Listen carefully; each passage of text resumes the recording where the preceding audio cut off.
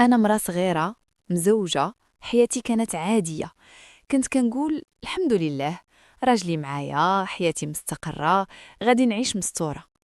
قبل ما نولد كان عنده واحد العادة، وأنا كنت كنعتبرها عادية، ماشي مشكل كبير. كنت كنقول كل واحد عنده طريقته، وأنا ماشي ضد. ولكن من بعد ما ولدت كل شي تبدل.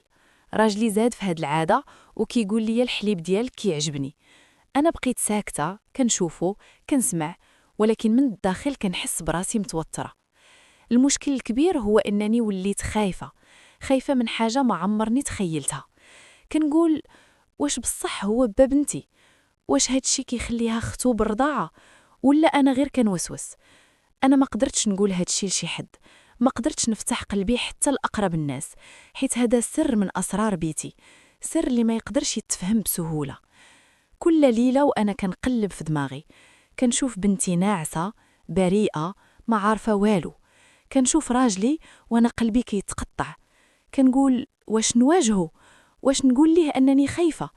ومن بعد كنخاف، كنقول يمكن يضحك عليا، يمكن يقول أنني كنهول الأمور. أنا محتاجة نصيحة، محتاجة كلمة صادقة.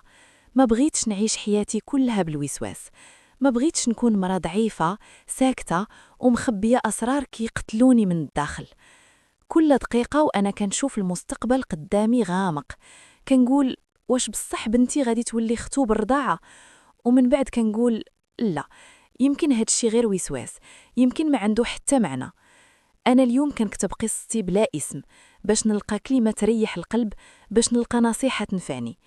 أنا ما كتبتش باش نتعرض للسبان ولا للتجريح، كتبتها باش نلقى حل، باش نلقى بصيص أمل.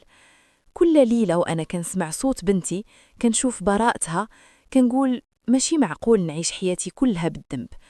كل نهار وأنا كنشوف راجلي، كنقول ماشي معقول نخلي هاد السر يقتلني من الداخل. أنا محتاجة دعاء، محتاجة قوة، محتاجة بصيص أمل. يا ربي ترزقني الثبات وتخرجني من هاد الطريق المظلم وتعطيني القرار الصحيح.